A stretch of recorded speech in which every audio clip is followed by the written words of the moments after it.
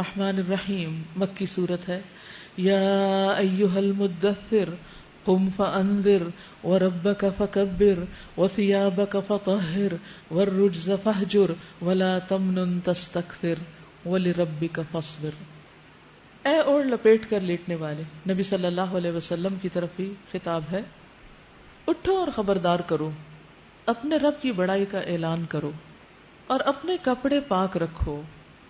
نبی صلی اللہ علیہ وسلم نے سب سے پہلے توحید کی دعوت دی تھی، اور جب پہلی دفعہ یہ حکم آیا اور آپ لوگوں کو بتانے کے لیے نکلے تو تقریباً نصف دن تک بتاتے رہے. لوگ انکار کرتے رہے لیکن آپ پھر بھی پرسسٹنٹ تھے اور بتا رہے تھے ان کو. مبلغ کی کیا خوبیاں ہونی چاہیے، اس کی شخصیت کیسی ہونی چاہیے، یہ بھی بتا دیا گیا کہ وثیابک فطہر، کپڑے پاک ہونے چاہیے، صاف ہونے چاہیے، ان میں اسمیل نہیں ہونی چاہیے. جابر بن عبداللہ کہتے ہیں کہ رسول اللہ صلی اللہ علیہ وسلم ہمارے پاس تشریف لائے تو دیکھا کہ ایک آدمی کے کپڑے میلے کچیلے تھے. آپ نے فرمایا کہ اسے کوئی ایسی چیز میسر نہیں آتی جس سے اپنے کپڑوں کو دھو سکے. آپ صلی اللہ علیہ وسلم اس بات کو ناپسند کرتے تھے کہ ان سے کوئی بو آئے. کہاں یہ کہ ہم لوگ ایک ہی کپڑا کئی بار پہن لیتے، خصوصاً جو شادیوں پہ کپڑے پہنے جاتے ہیں اور بظاہر دیکھنے میں اتنے خوبصورت نظر آتے ہیں، لیکن جو ہی کسی کو قریب ہو کے ملے الامان والحفیظ، یعنی دل متلا جاتا ہے. مجھے سمجھ نہیں آتی کہ اتنا تضاد، دیکھنے میں اتنے چمکدار اور اتنے خوبصورت اور حقیقت ان کی اتنی گندی. تو آپ صلی اللہ علیہ وسلم کو یہ بات بہت ناگوار گزرتی تھی کہ کسی کے کپڑے سے بو آئے یا کسی کی کسی بھی چیز سے بو آئے، منہ سے بو آئے یا جسم سے بو آئے یا کسی بھی طرح. تو ہمیں بھی اس بات کا لحاظ رکھنا چاہیے اور دین کا کام کرتے وقت اس کے تقاضوں کو بھی پورا کرنا چاہیے. یہ نہیں کہ بس جیسے تیسے میلے کچیلے نکلے، اٹھے سو کے اور چل دیے پڑھانے یا لوگوں کو خیر کی بات بتانے کہ لوگ دائی کا حلیہ دیکھ کے ہی بیزار ہو جائیں. تو اس سے پرہیز کرنا چاہیے. اور پھر مزید فرمایا والرجز فاہجر، گندگی سے دور رہیے، اس کو چھوڑ دیجیے. ولا تمنن تستکثر، اور احسان نہ کیجیے زیادہ حاصل کرنے کے لیے، اور اپنے رب کی خاطر صبر کیجیے. ولربک فاصبر، اس کو بھی انڈر لائن کر لیجیے.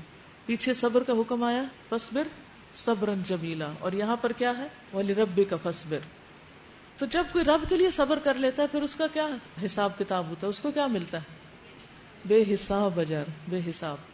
فَإِذَا نُقِرَ فِي النَّاقُورِ فَذَلِكَ يَوْمَئِذٍ يَوْمٌ عَسِيرٌ. اچھا، جب سور میں پھونک مار دی جائے گی وہ دن بڑا ہی سخت ہوگا، کافروں کے لیے ہلکا نہ ہوگا. چھوڑ دو مجھے اور اس شخص کو جسے میں نے اکیلا پیدا کیا، بہت سا مال اس کو دیا، اس کے ساتھ حاضر رہنے والے بیٹے دیے اور اس کے لیے ریاست کی راہ ہموار کی. پھر وہ طمع رکھتا ہے کہ میں اسے اور زیادہ دوں. ہرگز نہیں، وہ ہماری آیات سے عناد رکھتا ہے. میں تو اسے عنقریب ایک کٹھن چڑھائی چڑھواؤں گا. اس نے سوچا اور کچھ بات بنانے کی کوشش کی. ہاں، اللہ کی مار اس پر کیسی بات بنانے کی کوشش کی. پھر لوگوں کی طرف دیکھا، پھر پیشانی سکیڑی اور منہ بنایا، پھر پلٹا اور تکبر میں پڑ گیا. آخرکار بولا یہ کچھ نہیں مگر ایک جادو ہے جو پہلے سے چلا آ رہا ہے، یہ تو ایک انسانی کلام ہے. عنقریب میں اسے دوزخ میں جھونک دوں گا. تم کیا جانو کہ وہ دوزخ ہے کیا، جو نہ باقی رکھے نہ چھوڑے، کھال جھلس دینے والی. 19 کارکن اس پر مقرر ہیں. ہم نے دوزخ کے یہ کارکن فرشتے بنائے ہیں اور ان کی تعداد کو کافروں کے لیے فتنہ بنا دیا تاکہ اہل کتاب کو یقین آ جائے اور ایمان لانے والوں کا ایمان بڑھے اور اہل کتاب اور مومنین کسی شک میں نہ رہیں. اور دل کے بیمار یعنی منافق اور کفار یہ کہیں کہ بھلا اللہ کا اس عجیب بات سے کیا مطلب ہو سکتا ہے. اس طرح اللہ جسے چاہتا ہے گمراہ کرتا ہے، جسے چاہتا ہے ہدایت بخشتا ہے، اور تیرے رب کے لشکروں کو خود اس کے سوا کوئی نہیں جانتا. اس سے یہ پتہ چلتا ہے کہ اللہ تعالیٰ کا سارا علم کسی کے پاس بھی نہیں. اس نے اپنے پیغمبروں کو دیا ہے علم جتنا ضرورت تھی، جتنا اس نے چاہا، لیکن سب نہیں دیا. اسی لیے اس کے لشکروں کا علم اس کے سوا کسی کو نہیں پتا. اب اس وقت ہمارے آس پاس کیا گھوم پھر رہا ہے ہمیں نہیں معلوم، ہم جاہل ہیں، لیکن اللہ کو پتا ہے. تو یہاں 2 کردار سامنے دکھائے گئے. ایک وہ کردار ہے جو نبی صلی اللہ علیہ وسلم کا، اور ایک آپ کے مخالفین کا ہے. تو اسی سے پتہ چل سکتا ہے کہ آپ کی شخصیت کتنی بلند تھی، کتنی نکھری ہوئی تھی، اور دشمن جو تھے آپ کے یا منکر جو تھے وہ کس شخصیت اور کردار کے مالک تھے. اور اس کے ساتھ وہ ڈیمانڈ بھی کرتے تھے کہ ہمیں کیوں نہیں پیغمبر بنا دیا گیا. یعنی آپ جیسے ہی اس قابل ہوں کہ جن کو بنایا جائے. اللہ چنتا ہے کسی کی خوبی دیکھ کر، کسی کے دل کی بہترین حالت دیکھ کر، کیونکہ قلب محمد کو تمام انسانوں میں سے بہترین پایا تو اللہ نے آپ کو اپنے آخری نبی کے طور پر چن لیا صلی اللہ علیہ وسلم. اور دوزخ کا ذکر اس کے سوا کسی غرض کے لیے نہیں کیا گیا کہ لوگوں کو اس سے نصیحت ہو، ہرگز نہیں. قسم ہے چاند کی اور رات کی جبکہ وہ پلٹتی ہے، اور صبح کی جبکہ وہ روشن ہوتی ہے. یہ دوزخ بھی بڑی چیزوں میں سے ایک ہے، انسانوں کے لیے ڈراوا، تم میں سے ہر اس شخص کے لیے ڈراوا جو آگے بڑھنا چاہے یا پیچھے رہ جانا چاہے، یعنی جو جلد کام کرنا چاہے یا سستی کے مارے کچھ نہ کرے. ہر ایک کی چوائس ہے دنیا میں، لیکن آخرت میں پھر پکڑ ہوگی.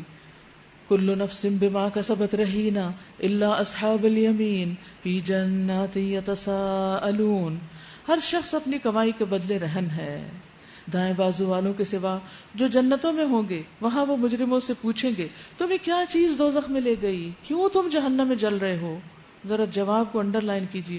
قالوا لم نک من المصلین ولم نک نطعم المسکین وکنا نخوض مع الخائضین. وہ کہیں گے ہم نماز پڑھنے والوں میں سے نہ تھے، مسکین کو کھانا نہیں کھلاتے تھے، اور حق کے خلاف باتیں بنانے والوں کے ساتھ مل کر ہم بھی باتیں بنانے لگتے تھے. تو یاد رکھیے کہ بے نمازی سے اللہ کا کوئی عہد نہیں. آپ نے فرمایا جان بوجھ کر نماز مت چھوڑنا، کیونکہ جو جان بوجھ کے نماز چھوڑتا ہے اس سے اللہ کا ذمہ اٹھ جاتا ہے، یعنی اللہ تعالیٰ کوئی گارنٹی نہیں دیتا اس کو بخشنے کی. بے نمازی کا کوئی دین اور ایمان ہی نہیں. ابن مسعود کہتے ہیں کہ جس نے نماز ترک کی اس کا کوئی دین نہیں. ابو درداء کہتے ہیں جس کی نماز نہیں اس کا ایمان نہیں. اور یہ بھی آپ پڑھ چکے ہیں کہ جو شخص نماز پڑھے بغیر سو رہا ہوتا ہے اس کا انجام کیا ہے. ایک بار نبی صلی اللہ علیہ وسلم کو خواب میں ایک شخص کا کچلا ہوا سر دکھایا گیا تو فرمایا کہ یہ جس کا سر کچلا گیا یہ قرآن کا حافظ تھا، قرآن کا حافظ تھا، لیکن قرآن سے غافل سو گیا اور فرض نماز پڑھے بغیر سو جایا کرتا تھا، یعنی عشاء کی یا فجر کی یا جو بھی یا دن کی، یعنی اس کو نماز کی فکر نہیں تھی، پرواہ نہیں تھی. تو خواہ کتنی بھی نیند آئی ہو لیکن ہر ممکن کوشش کریں کہ آپ کے الارم وغیرہ ہوں، آپ دوبارہ آسانی سے جاگ اٹھیں. دوسرا قصور کہ مسکین کو کھانا نہیں کھلاتے تھے، غریبوں کی بھوک کا خیال نہیں رکھتے. اصل میں جس کے پیٹ میں کھانا چلا جائے اس کو بھول جاتا کہ کسی اور کو بھی بھوک لگی ہے. تو اس لیے ہم میں سے ہر ایک کو اپنا اپنا حصہ اس کام میں ضرور ڈالنا چاہیے. نماز کے علاوہ حقوق العباد، خدمت خلق، صدقہ و خیرات، اور حق کے خلاف باتیں بنانے والوں کے ساتھ مل کر باتیں بناتے تھے. یہ عجب دلچسپ مشغلہ لوگوں نے اختیار کر رکھا ہے کہ جہاں کہیں بیٹھو ریلیجن کے اوپر ڈسکس کرو، مولویوں کو برا بھلا کہو، آخرت کی باتوں کو جھٹلاؤ اور ان کا انکار کرو اور لوگوں کو ان کے بارے میں شک میں ڈال دو. تو ان لوگوں کا جرم یہی تھا جو جہنم میں بھیج دیے گئے. وَكُنَّا نُكَذِّبُ بِيَوْمِ الدِّينِ، اور ہم روز جزا کو جھوٹ قرار دیتے تھے، یہاں تک کہ ہمیں اسی چیز سے یقینی سابقہ پیش آ گیا تو مرتے سامنے نظر آ گئی. اس وقت سفارش کرنے والوں کی سفارش ان کے کسی کام نہ آئے گی. آخر ان لوگوں کو کیا ہو گیا ہے کہ یہ اس نصیحت سے منہ موڑ رہے ہیں؟ گویا یہ جنگلی گدھے ہیں جو شیر سے ڈر کر بھاگ پڑے ہیں. بلکہ ان میں سے تو ہر ایک یہ چاہتا ہے کہ اس کے نام کھلے خط بھیجے جائیں، یعنی اللہ تعالیٰ ان میں سے ہر ایک سے الگ الگ ہم کلام ہو. ہرگز نہیں. اصل بات یہ ہے کہ یہ آخرت کا خوف نہیں رکھتے. ہرگز نہیں. یہ تو ایک نصیحت ہے، اب جس کا جی چاہے اس سے سبق حاصل کر لے. یعنی قرآن کیا ہے؟ سب کے لیے ایک سبق. اور یہ کوئی سبق حاصل نہ کریں گے الا یہ کہ اللہ ہی ایسا چاہے، وہ اس کا حقدار ہے کہ اس سے تقویٰ کیا جائے، اور وہ اس کا اہل ہے کہ تقویٰ کرنے والوں کو بخش دے. اللہ ہم سب کو بھی بخش دے اور ہمیں اس رمضان میں لازماً تقویٰ عطا فرمائے. سورۃ الرحیم. لا اقسم بیوم القیامہ ولا اقسم بالنفس اللوامہ. نہیں میں قسم کھاتا ہوں قیامت کے دن کی، اور نہیں میں قسم کھاتا ہوں ملامت کرنے والے نفس کی.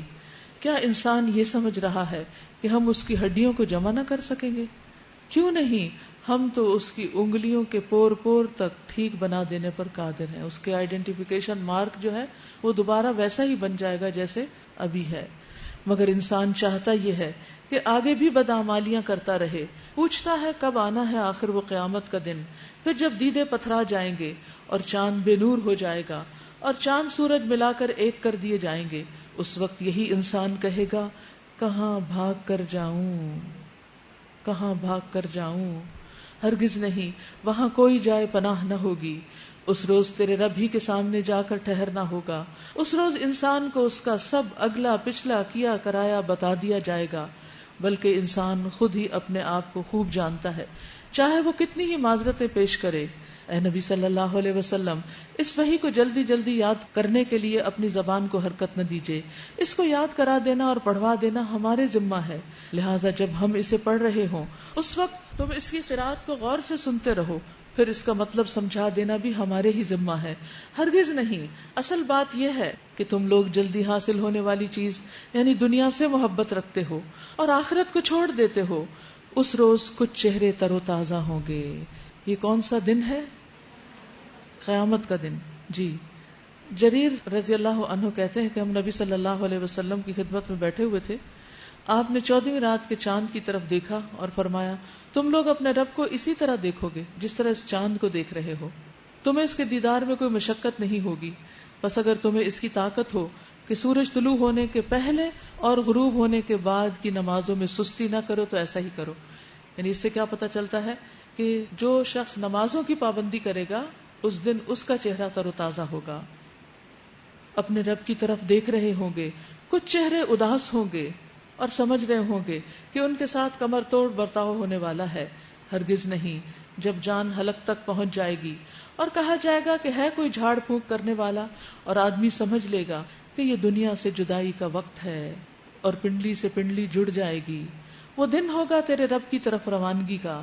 فلا صدق ولا صلى ولكن كذب وتولى ثم ذهب الى اهله يتمطى اولى لك فاولى ثم اولى لك فاولى ايحسب الانسان ان يترك سدى. مگر اس نے نہ سچ مانا اور نہ نماز پڑھی بلکہ جھٹلایا اور پلٹ گیا، پھر اکڑتا ہوا اپنے گھر والوں کی طرف چل دیا. یہ روش تیرے ہی لیے سزاوار ہے اور تجھی کو زیب دیتی ہے. ہاں، یہ روش تیرے ہی لیے سزاوار ہے اور تجھی کو زیب دیتی ہے. کیا انسان نے یہ سمجھ رکھا ہے کہ وہ یوں ہی محمل چھوڑ دیا جائے گا؟ یعنی اس سے کوئی پوچھا نہیں جائے گا، اسے بس نعمتیں دے کر اس دنیا کے باغ میں چھوڑ دیا گیا، اب جو جی چاہے کرے، دل چاہے تو اچھے کام کرے اور دل چاہے تو برے کرے اور آخر میں کوئی حساب نہ ہو. ایسا ہرگز نہیں ہوگا. اللہ تعالیٰ نے ایک مقصد کے لیے پیدا کیا ہے اور وہ اس کی عبادت ہے، اور جو اس میں کامیاب نہیں ہوگا وہ حساب دے گا. کیا وہ ایک حقیر پانی کا نطفہ نہ تھا جو رحم مادر میں ٹپکایا جاتا ہے، پھر وہ ایک لوتھڑا بنا، پھر اللہ نے اس کا جسم بنایا اور اس کے اعضاء درست کیے، پھر اس سے مرد اور عورت کی 2 قسمیں بنائیں. کیا وہ اس پر قادر نہیں کہ مرنے والوں کو پھر سے زندہ کر دے؟ بسم اللہ الرحمن الرحیم. هل اتى على الانسان حين من الدهر لم يكن شيئا مذكورا. کیا انسان پر لامتناہی زمانے کا ایک وقت ایسا بھی گزرا ہے جب وہ کوئی قابل ذکر چیز نہ تھا؟ یعنی اس دنیا میں آنے سے پہلے انسان کہاں تھا؟ اس کا کوئی بھی مقام نہ تھا، یعنی وہ کسی کی پہچان میں نہ تھا. اللہ کے سوا کوئی نہیں جانتا تھا کہ اس کا وجود کہاں ہے، اس کی روح کہاں ہے. ہم نے انسان کو ایک مخلوط نطفے سے پیدا کیا، یعنی مرد اور عورت کے، تاکہ اس کا امتحان لیں، اور اس غرض کے لیے ہم نے اسے سننے اور دیکھنے والا بنایا. یعنی جو ہمیں فیکلٹیز ملی ہیں دیکھنے کی، سننے کی، یہ بیکار میں نہیں ملی، یہ اللہ نے کسی مقصد کے تحت بنائی ہیں تاکہ ہم کائنات میں غور و فکر کریں، تاکہ ہم ہر چیز سے کوئی سبق لیں، عبرت پکڑیں اور اپنے رب تک پہنچیں. ہم نے اسے راستہ دکھایا، یعنی انسان کو، خواہ شکر کرنے والا بنے یا کفر کرنے والا. کفر کرنے والوں کے لیے ہم نے زنجیریں اور طوق اور بھڑکتی ہوئی آگ مہیا کر رکھی ہے. نیک لوگ جنت میں شراب کے ایسے ساغر پیئیں گے جن میں آب کافور کی آمیزش ہوگی. یہ ایک بہتا چشمہ ہوگا جس کے پانی کے ساتھ اللہ کے بندے شراب پیئیں گے اور جہاں چاہیں گے بسہولت اس کی شاخیں نکال لیں گے. یہ وہ لوگ ہوں گے جو دنیا میں نظر پوری کرتے ہیں، یعنی اللہ کے نام پر جب کچھ کرنے کا وعدہ کرتے ہیں تو اسے نبھاتے ہیں، جیسے صحابہ نے نبھایا. منہم من قضا نحبہ ومنہم من ينتظر. اور اس دن سے ڈرتے ہیں جس کی آفت ہر طرف پھیلی ہوئی ہوگی، یعنی قیامت ایک بہت وسیع پیمانے پر آنے والا دن ہے اور جس میں طرح طرح کی مشکلات ہیں. اور اللہ کی محبت میں مسکین اور یتیم اور قیدی کو کھانا کھلاتے ہیں. اسی آیت کے تحت ہم نے یہ جو رمضان راشن کا پروگرام شروع کیا تھا کہ ہم انڈیویجولی الگ الگ اپنے اپنے طور پر کرتے ہوئے سستی کا شکار ہو جاتے ہیں. بعض اوقات ہمارے ہمسائیگی میں، پڑوس میں کوئی غریب ہوتا نہیں یا ہم دے نہیں پاتے تو چونکہ کھانا کھلانا جنت میں لے جانے والے کاموں میں سے ہے، تو اس لیے کوئی نہ کوئی ایسا کام شروع کرنا چاہیے کہ جس سے زیادہ لوگوں تک خیر پہنچ جائے اور زیادہ سے زیادہ لوگ اس خیر میں حصہ ڈال سکیں. خواہ کوئی ایک 5 روپے کے ساتھ ہی کیوں نہ حصہ ڈالے، تو اس کا حصہ بھی اس میں چلا جائے، اور وہ بھی اس آیت کے مصداق اللہ سبحانہ وتعالیٰ کے اس حکم پر عمل کر سکے. کیونکہ ہر شخص جب ایسی آیات پڑھتا ہے تو اس کا دل کرتا ہے عمل کرے، لیکن عمل کے لیے پھر کوئی فورم ہونا چاہیے، کوئی جگہ ہونی چاہیے، وقت ہونا چاہیے، سمجھ بوجھ ہونی چاہیے، جب جا کر ایک بات ایک عمل میں ڈھلتی ہے. وَيُطْعِمُونَ الطَّعَامَ عَلَى حُبِّهِ مِسْكِينًا وَيَتِيمًا وَأَسِيرًا، اور ان کو کھلا کر کیا کہتے ہیں؟ انما نطعمکم لوجہ اللہ لا نرید منکم جزاء ولا شکورا، ہم تمہیں صرف اللہ کی خاطر کھلا رہے ہیں، ہم تم سے نہ کوئی بدلہ چاہتے ہیں نہ شکریہ چاہتے ہیں. ہمیں تو اپنے رب سے اس دن کے عذاب کا خوف لاحق ہے جو سخت مصیبت کا انتہائی طویل دن ہوگا، بس اللہ تعالیٰ انہیں اس دن کے شر سے بچا لے گا اور انہیں تازگی اور سرور بخشے گا. یعنی جو آج دنیا میں دوسروں کے لیے خوشی کا سامان کرتے ہیں، اللہ تعالیٰ قیامت کے دن انہیں خوش رکھے گا، اور اس صبر کے بدلے انہیں جنت اور ریشمی لباس عطا کرے گا. وہاں وہ اونچی مسندوں پر تکیے لگائے بیٹھے ہوں گے، نہ انہیں دھوپ کی گرمی ستائے گی نہ جاڑے کی ٹھنڈک، جنت کی چھاؤں ان پر جھکی ہوئی سایہ کر رہی ہوگی، اور اس کے پھل ہر وقت ان کے بس میں ہوں گے کہ جس طرح چاہیں انہیں توڑ لیں. ان کے آگے چاندی کے برتن اور شیشے کے پیالے گردش کرائے جا رہے ہوں گے. شیشے بھی وہ جو چاندی کی قسم کے ہوں گے، کرسٹل کلیئر. ان کو منتظمین جنت نے ٹھیک اندازے کے مطابق بھرا ہوگا. ان کو وہاں ایسی شراب کے جام پلائے جائیں گے جس میں سونٹ کی آمیزش ہوگی. یہ جنت کا ایک چشمہ ہوگا جسے سلسبیل کہا جاتا ہے. تو گویا جو شخص مساکین محتاجوں کو اللہ کی خاطر کھلاتا ہے اور جو شخص تکلیفوں پر صبر کرتا ہے، اللہ سبحانہ وتعالیٰ اس کو بہترین جزا عطا فرمانے والے ہیں. اور ایسی جزا کہ صرف پھر اس کی خواہش ہی ہوگی، کسی کام کے لیے کسی چیز کی تمنا ہی کرے گا تو خواہش اس کی پوری ہو جائے گی. اور پھر ان کی سروس کے لیے بہترین بچے دوڑ رہے ہوں گے جن کے بارے میں آتا ہے کہ وہ کم عمر کے ہوں گے اور ایسے جیسے موتی بکھرے میں ہوں. ان کو وہاں ایسی شراب سے پلایا جائے گا جس میں سونٹ کی آمیزش ہوگی. یہ جنت کا ایک چشمہ ہوگا جسے سلسبیل کہا جاتا ہے. یطوف علیہم ولدان مخلدون اذا رأیتہم حسبتہم لؤلؤا منثورا.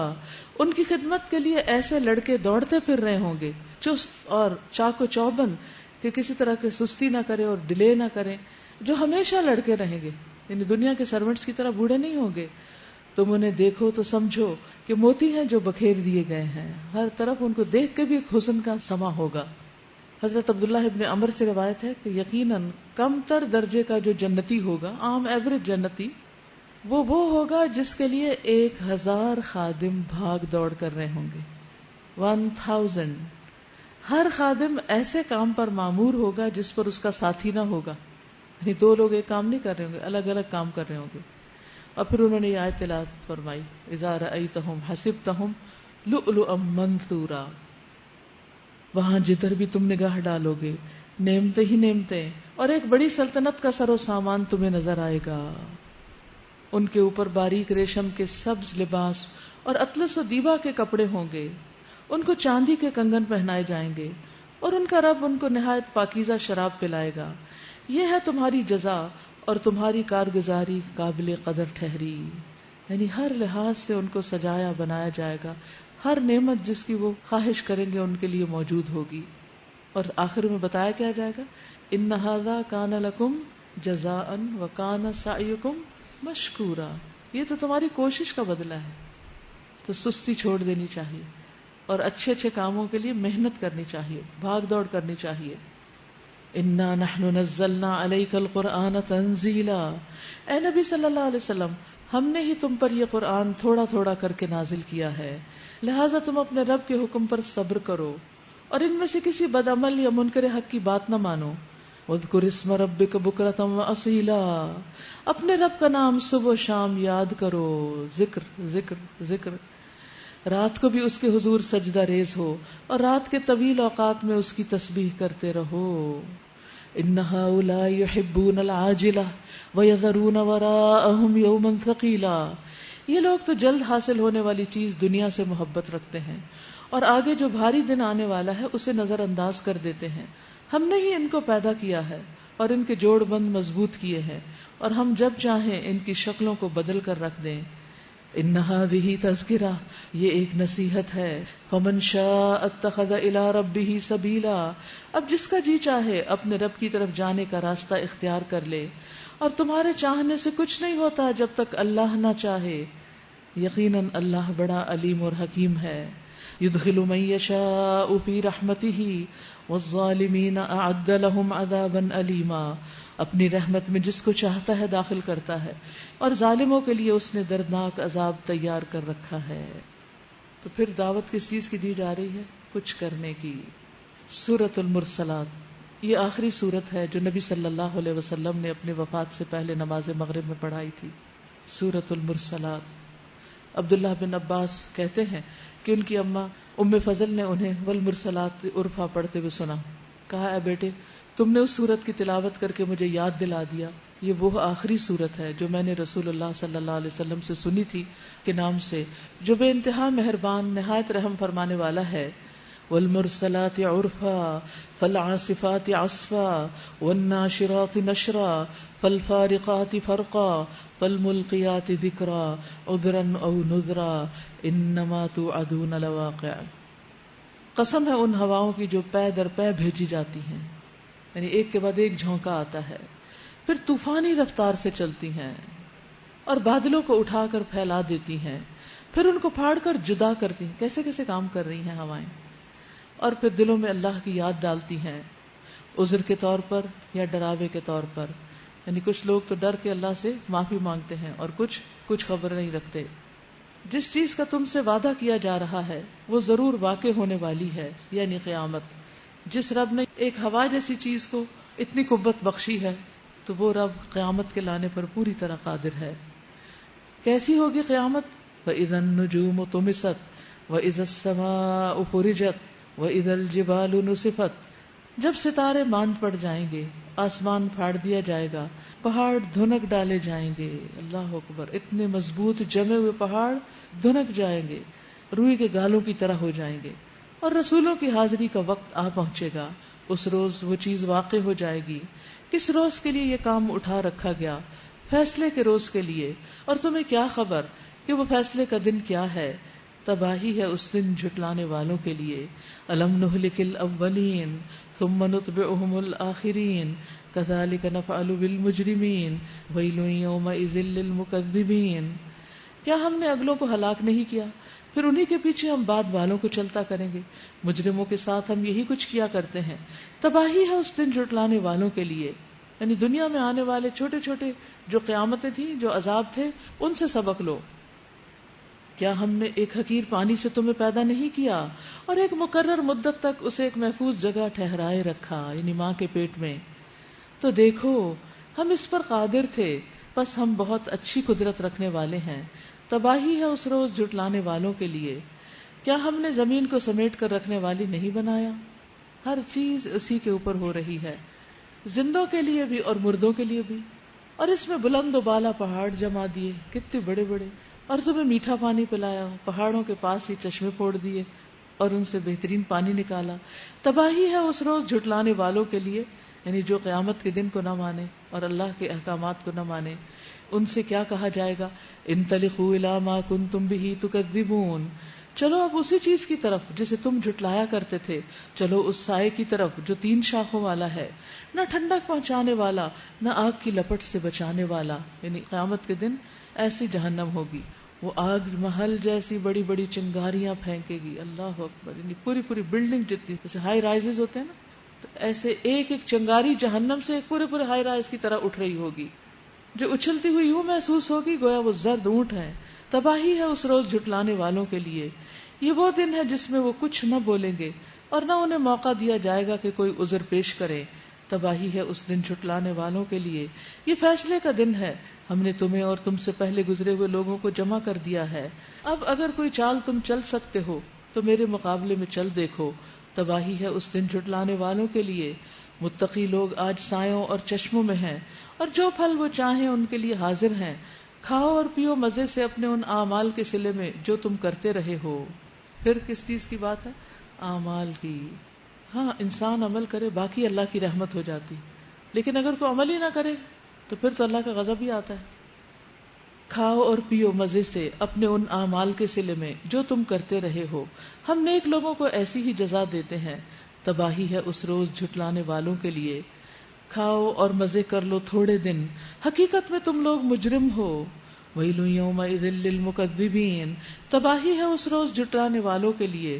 وَإِذَا قِيلَ لَهُمُ ارْكَعُوا لَا يَرْكَعُونَ وَيْلٌ يَوْمَئِذٍ لِّلْمُكَذِّبِينَ، جب ان سے کہا جاتا ہے کہ اللہ کے آگے جھکو تو جھکتے نہیں ہیں. وَيْلٌ يَوْمَئِذٍ لِّلْمُكَذِّبِينَ، تباہی ہے اس روز جھٹلانے والوں کے لیے.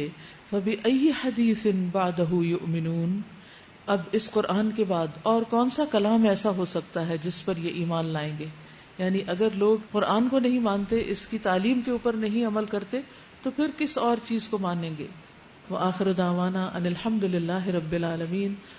آج سورۃ القیامت گزری ہے، اس پر پورا لیکچر موجود ہے. اسی طرح علامات قیامت کا بیان یہ کتاب ہے، اس میں بہت ساری صحیح احادیث سے علامتیں بیان کی گئی ہیں. ایک دفعہ پڑھنی چاہیے کتاب. پھر قیامت کا بیان، کیونکہ قیامت کیسی ہوگی، کس طرح آئے گا، سب کچھ اس کی تفصیلات ہمیں معلوم ہونی چاہیے، کیونکہ یہ وہ دن ہے جو ہمیں دیکھنا ہے. تو جس چیز کو دیکھنا ہے اس کے بارے میں پہلے ہی جان لینا چاہیے اچھی طرح. اس کے علاوہ یہ ہے کہ جس طرح لڑکیوں کے لیے 1 سالہ ڈپلومہ کورس 14 اگست کو شروع ہو رہا ہے، اگست سے اگست تک بہترین موقع ہے ان لوگوں کے لیے جو اپنے اسکول یا یونیورسٹی سے 1 سال کا آف لے کر اسٹڈیز کو کنٹینیو کر سکتے ہیں. یہ لڑکیوں کے لیے بھی اور لڑکوں کے لیے بھی.